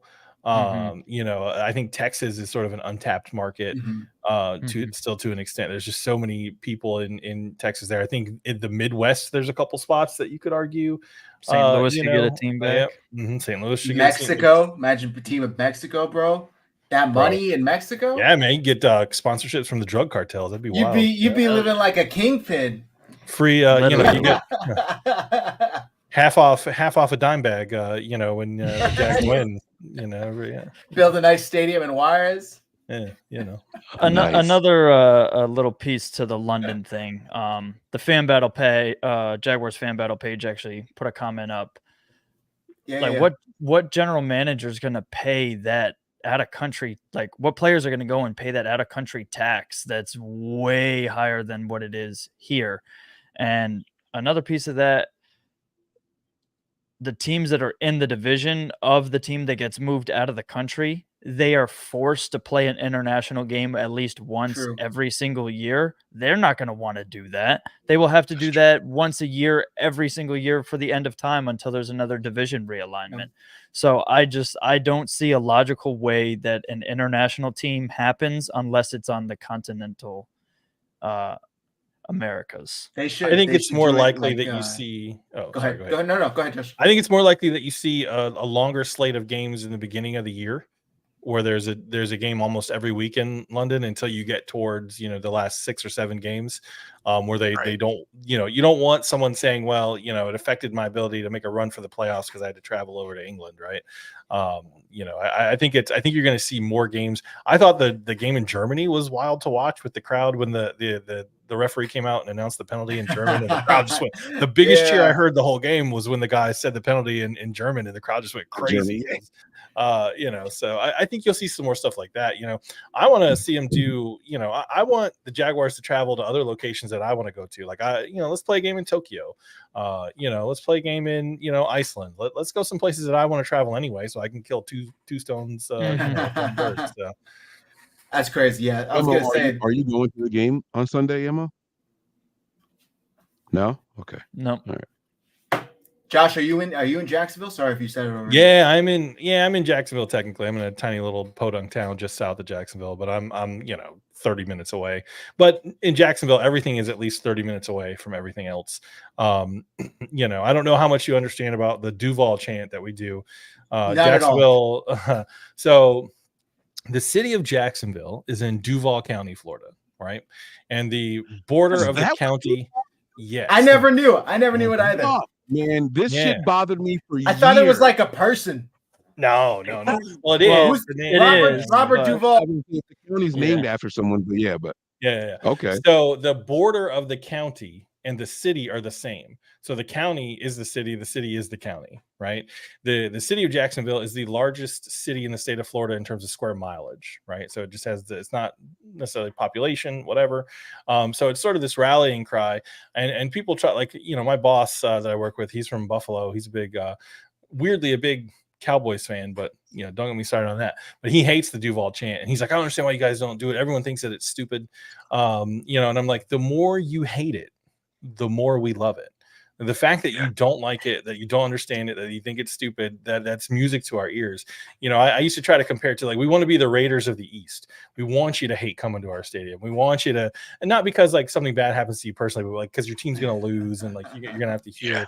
And that's some of the most fun I've ever had, is going with large groups of Jags fans to away games. Like the Tampa Bay Buccaneers are a team that the Jags actually have an all-time winning record against. And the few times we played down there, because I'm in Jacksonville, Tampa's right down the way. I love to go into that stadium, and like some of the most fun I've ever had was a game I got beer poured on me. Like the Tampa Bay Buccaneer fans were so mad.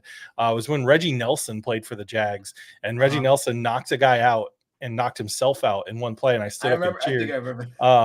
And the Tampa Bay Buccaneer fans were very upset, poured beer on me, and we stayed there for like an hour, just shouting Duval at like the players when they got on the buses and like when they were going to their cars, and like the Tampa Bay fans were very, very angry. So the Duval chant, it's the county, it's sort of our rallying cry, and I like that it's kind of unique. I don't think any other fan base has something that's so like weirdly specific.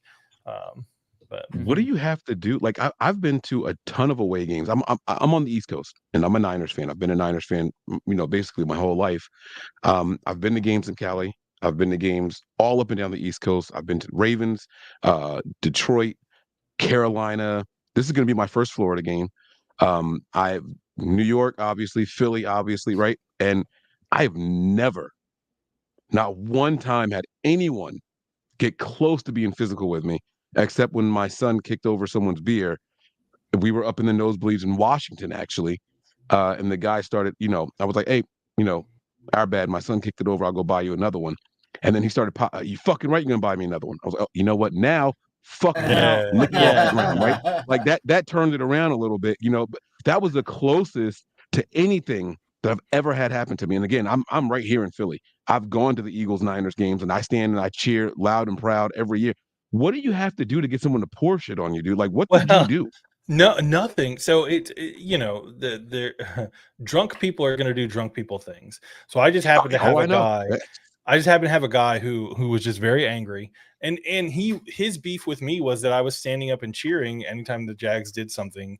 Well, he for some reason thought that if you're a visiting team's fan, that you should just sit there and shut up, like golf sort of clap when your team. Oh, sorry, bro, I paid money to be here just like you. That wasn't disrespectful. Yeah. Now, I will tell you, in my younger days, before I was married and before my daughter was born, when I had less to lose, I would mouth off in our stadium to other fans when our team would lose, specifically to Colts fans. There was one time, guys like 7 foot tall, and I was very mad. And listen, I don't even, I don't really even drink. Right. Like I may have a beer, but I don't really I've never understood people that are able to sit in 100-degree Florida weather and like get drunk. I don't get it. I don't know how you do it.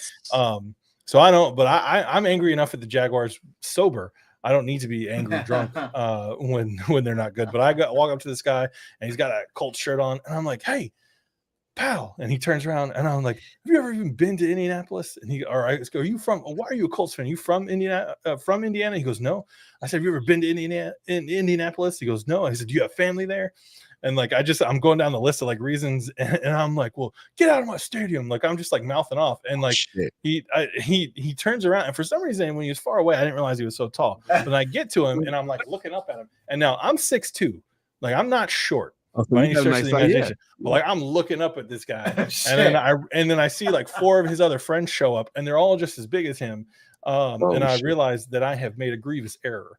And my brother-in-law was there, and he comes and pulls me away. And he's like, "Bro, we got to go." And I'm like, "Yeah, that's right. You're lucky." And he's like, "Shut up, you idiot!" Like, you know. So I have been known to, but yeah, the only time I've ever had somebody be completely disrespectful was that Buccaneers game. But I will tell you, at the Jag Stadium, Cody from Jaguars Fan Battle just commented, there's a place called the Slab, right? So there's a group of fans called the Bold City Brigade. Jacksonville has this old time moniker called the Bold New City of the South. Used to be like the slogan that they tried to sell for people to move to Jacksonville back in the like 70s, 80s, 60s. So the Bold City Brigade's big supporter group. And I think, are they the ones who made your hat, Ammo? Is that where you got I don't know where you, yeah. Yep. So they have a Duval Till We Die original. Yeah, so Duval Till We Die, that's another slogan you'll hear Jags fans peddle about. But they have a place called the Slab. If you're looking for good-natured Jags fans that are very welcoming, like, and you know, they're a pretty cool group to go, you know, hang out with. But I will tell you, for the most part, just like any fan base, the energy you give is the energy you get. So you know, and there have been very few times. The only time I've seen Jags fans get very angry is when Steeler fans are in the stadium. And I can tell you, Pittsburgh Steeler fans may be worse human beings than Tennessee Titan fans. I fucking hate the Steelers. Yeah. And that goes back to the old AFC Central days. Like, I can't stand them. I love the fact that we're the only team to go into Pittsburgh and beat them in Pittsburgh twice in the season, and we've done that 2 times. You know, 2007, 2017. Yeah. So anyway, all that is to say, I think you're gonna have a good time, win or lose. This the bar? Cool. No, the slab is. We'll make sure we get it to you. It's a parking lot where people tailgate. So it's before you get into the stadium, and it's a bunch of Jags fans down there. There's the Teal Street Hooligans, the Bull City Brigade. I'm not a member of any of the groups, but I've heard stories. I've been through a couple times. People have been very generous. You know, I mean, Ammo, you've been, I think. I know Cody that was on before we got started. He's been there many times. You know, those are the sort of people that you want to hang out with. They're people who are passionate about football. They're knowledgeable about football. You know, and they do this thing called the Circle Up. You know, so, and also if you like alcohol, they're a place that you should go and check out too, because they. Yeah, I mean, so again, my daughter's birthday is in a few hours tomorrow. And she's turning 10, so my son's birthday is the 10th. Yeah, see, hey, we were fucking the same day. No, I'm kidding. I'm sorry. But I'm gonna have her with me, so I have to be mindful of, you know, what I'm doing, and I am the most overprotective dad in the entire world. I'm the same way, dude. My daughter's 8. I get it. Yeah. So, you know, she's turning 10. She has no idea that we're going. I'm surprising her. You know, our flight's at fucking 3 a.m, and we're heading down to Jacksonville on Saturday morning. And I got this whole nice, beautiful weekend planned for us. We got to find a spa. All right, we're staying at a Marriott somewhere. I don't know, somewhere in Jacksonville. I got to find a spa. We're gonna get daddy-daughter mani-pedis together. Oh, that's nice. We're gonna go out and get some food. She loves swimming, so we're going to the pool down there, shit like that. But I do have to find something for us to do. Now, the Niners, we do this traveling tour.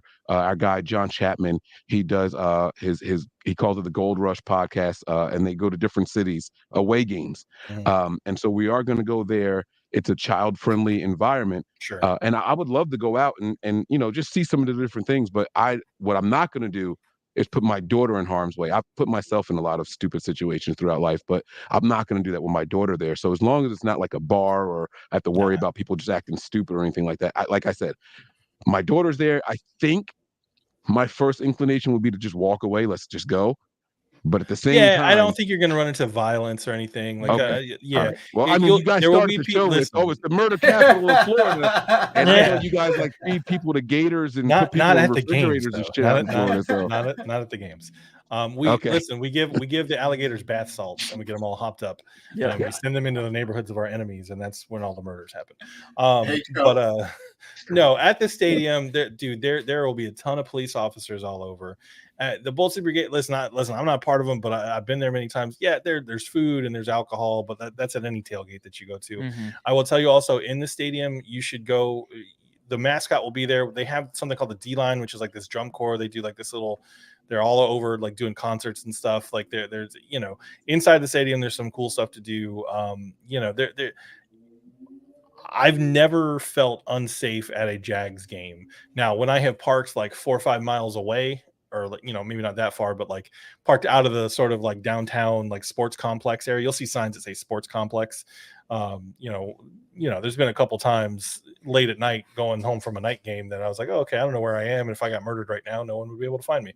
I've never, but I don't think you're going to encounter that, right? Like you'll be fine. It's Jags fans have parking like around the stadium. Dude, like I don't want to have to walk all over. I don't want to have to walk with my daughter 3 miles to get to you know what I'm saying? Like, no, I want to be able to. There's parking all over. You may have to walk like 10 minutes or so, but it's not going to be miles and miles. Yeah. But they close off a lot of the roads. There's police officers everywhere. There's also people that have like golf carts that you could give them a couple bucks and they'll take you if you end up parking pretty far absolutely out. Yep, there are people riding little bikes where you pay them. They got a little boombox on it, whatever. Bro, take you here at Levi's, we passed a couple of those guys. They said $50 a head. Now some of them are ridiculous. Yeah, I'm like, what? Yeah, a head. But yeah, you can't listen. If I would be shocked if you have a bad experience at the game, but I'm going to listen to your show next week because I do want to know what happens. I'm curious to see your thoughts on the experience there. Yeah. And I will tell you that we have a couple people that have the ears of people that work for the team. I know a guy who knows a guy, right? Like, and if you do have some sort of terrible experience, we will let people know. Because we don't want as much as I don't want. Terrible. Yeah, I think you're gonna be fine. I'm a low key guy. You know what I mean? How old is your daughter? Do you mind me asking? She's turning 10 tomorrow. Yeah. Yeah, she'll be fine, dude. Like if I wouldn't. There's the only thing I would worry about. Like I've never taken my daughter. I didn't take my daughter when she was younger. When she was like 4 or 5. There's just so many people, right? Like once they get like 8, 9, 10, and they, you can trust them to sort of stay with you in a crowd, like more so than when they're like 4 or 5. There's going to be a sea of people down there, right? Like, so that's really the only, but she'll be fine. Listen, I think you're gonna be fine. If it was me and I was taking my daughter, I don't know that I would go to this lab because it's sort of out of the way unless you're parking there. If it was just you may not mind walking all the way out there and then walking back. It's a little bit farther away than some of the other parking lots. If I was taking my 10-year-old for the first time to the Jag Stadium, I would get into the stadium early. And get her picture taken with the cheerleaders, the mascots. It's homecoming day, so there'll be a bunch of things happening in the stadium, a bunch of old players, which I know you don't necessarily care about because they're Jags players, but it's busy and fun and exciting, right? Like for a kid, they're gonna look at it and go, "Holy cow, this is amazing!" Whether they care about those players. Drew is gonna be there. Oh, I love Mojo. Oh, Mojo. Talk about a guy when he goes to another team and it's like heartbreaking to watch. That's how I felt about Mojo when he did that stint with other teams at the end of his career. Man, I love Mojo. But yeah. So anyway, I feel like I'm talking a lot again, guys. I'm sorry. No, it's all right. I don't want to bore the viewers with me making plans and all that stuff. So I'll tell you this really quick, and this is actually a question for you guys. What's the attendance been like this year? I mean, you guys are on a 5-game win streak, so I'm taking a bit of a gamble. When I go to away games, I no longer believe in purchasing tickets before I get there. Between the Ticketmaster markups and shit like that, I don't believe in it. I went to the Panthers game last year in Carolina. The tickets I was going to buy were well over $300. We get to the stadium. I go to the Ticketmaster at the box office right there at the stadium, and for less than half of the price, like significantly less, I think the tickets might have been $110 each. We were first section, 40-yard line, and I mean you're not going to beat anything like that. But if you guys are going to tell me now that the stadium might be sold out before I get there, I might do something a little different. Like, what's the attendance? I'm pretty sure the game is sold out, or very close to being sold out, right? Because the only tickets I've been able to find, because I was thinking about going and I had some other obligations pop up, are aftermarket tickets, StubHub, Vivid Seats, all the different places. You're looking at I looked this morning, 400 section nosebleed seats were going for $150. Which for Jags tickets, that's historically, sort of pricey. I will tell you what I did last year for the playoff game, right? They had standing, and the reason I think it sold out is because the Jags are doing this again. They issued standing room only tickets, and they're selling them for $99. So last year I bought a standing room only ticket for that playoff game, and then I waited until about 4 minutes in to the first quarter, and I went back to StubHub, and people were just wholesale. I paid another like $60 and got 100 level tickets. Yeah. So this one I think is going to be sold out. But if it was me going to this particular game, I would not. I would want to have a ticket in hand. I'd be okay with paying a little extra before getting there. But that's cool. To each their own, I guess. So no, I appreciate that, and so.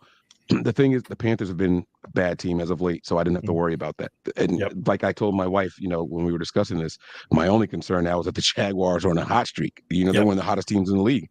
There's not a lot of teams on 5-game win streaks right now. So coming off a bye, fans are getting excited about it. They're going to go out there and they're going to show up. So it is a risk that I was taking, but now you may have changed my mind. I might go out and look for something tonight. So. Yeah, I would. If it was me, I'd check. I will say also, Jacksonville's a military town, a big Navy base, so we got a lot of transplants. So there's a large contingent of other fan bases in the town. Buffalo Bills have a big following, Steelers, and I think 49ers are one of those. There's a contingent of 49ers fans that sort of already live here because they end up in the military. They get stationed here. A lot of people stay. It's a good town to live in. The downtown area is rough, but the city and the area are so big that there's lots of other nice places. But I would at least look at prices before you go.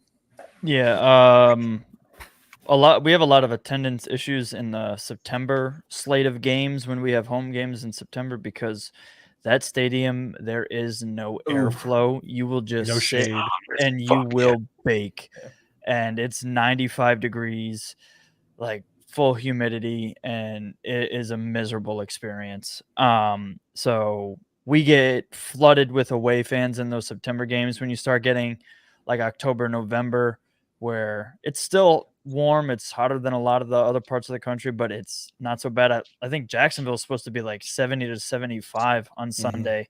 That's what I saw, I'm 3 hours south in Tampa, and it's supposed to be 87 here on Sunday, so it's a little bit different here than there. But it'll be a lot nicer, so there'll probably be a bigger turnout of fans because they won't be roasting in the sun the same way they did in September. Yep. All right. Jaguars suck. Go Niners, baby. Yeah, I was gonna say. Wasn't really too much of a battle. Like, hey, you guys are cool. I appreciate you guys for reaching out to do the show. If it was either of you or the guys in the chat, I'm not sure, but I appreciate it either way. We'd love to have you back on for the recap if you guys are down. All right, let's set something up. This is fun. This was great. This is the first time we've done a joint show all season, so we really appreciate it. We're probably gonna wrap this show up. Sure. We didn't talk too much shit. Fuck the Jags. Fuck Trevor Lawrence. Jags by 50, baby. Fuck ETN. Niners are going to whoop some butt. It should be a good game. I'm hoping for a good game. I'm hoping the slate of games this weekend is not great. So I'm hoping this is like the best game of the weekend. This is going to be one of them, yeah. It's going to be good. If we could get like a 27-28, 28-30, let's just have a fun game. And that goes all the way to the end. Be safe. All the way to the end, exactly. And I look forward to drinking a cup of 49er fan tears. There you go. As I shout Duval into the void when the I'm going to be chugging some Jaguar piss Sunday night. That's how we talk shit, right? I'm just kidding. That sounds like a California thing to say. Is all I can say. Like some sort of California slang I don't understand. So. All right, Josh. I'm sure the folks already know. Let them know where to find you. Plug whatever you'd like to plug, my man, please. Yeah, just want to give a shout out to our whole network, the Fan Battle Sports Network. Got a bunch of shows that's focused mainly right now on the AFC South and the teams. Got a main show and then shows for each one of the teams. For me in particular, you can find me on the main show, the AFC South Fan Battle Show, sometimes on Jaguars Fan Battle. If you want more stupid, idiot, moron, Florida man takes about all sorts of other things, you can look me up on Twitter. My handle's right there. Josh Gives Up.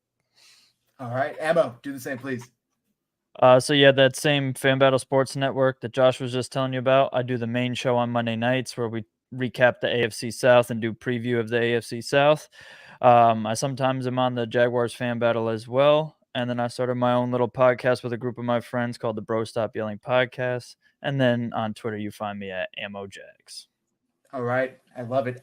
By the way, before I forget, my bookie, baby. If you guys haven't placed your bets already for this weekend, I know it's too late for tonight's snooze fest of a game. Place them right now. MyBookie.ag, promo code HIVE. Get that first deposit instantly matched all the way up to $1,000. Take advantage. Parlay. You can turn $5 into like 500 if you're smart about it. I hit on a couple last week. I have the game recording right now. I'm hoping I'm hitting on a couple right now. MyBookie.ag, promo code HIVE. Mike, let the folks know where to find you if they don't already. I don't listen. You guys see my handle there. That's my Twitter handle. I don't even tweet a lot, but this is what I'm going to tell our viewers right now. Make sure. Do you guys live tweet? Ammo, Josh, do you guys live tweet during the games? Yeah. I work on Sundays, so sometimes I do. Yeah. Yes. Okay. I want all of our viewers who have a Twitter handle to go and subscribe, follow these guys, right? And let's torture these motherfuckers. Let's make their lives a living hell during the Light game. my mentions on fire, baby. Yeah, There's come nothing. On, let's go, man. Let's set them on fire. Let's show them what the Niners do, especially in a game that we're winning. Niner fans, you guys thought that the Colts fans and the Texans fans were bad. When we're winning, we get obnoxious on social media. So Niner fans, go make their mentions living hell on Sunday. Go follow those guys over there. I just want to give one forewarning to you 49ers fans. When you come at Jags Twitter, just know that it's like attacking a feral animal. You will see some absolutely wild shit. So just be prepared for that. Ammo and I are normal. We're normal people. As far as Jaguars fans go, this is about as normal as to other. The Jaguars fans are a horde. They are a pestilence, and I love it. And I will say, if you're coming at me, hurt me, because there's nothing that any 49ers fans could say to me that hurts me worse than my team itself. Has 25 years of being a Jaguars 25 fan. years of pain has led me to this point. So do your worst, bring it.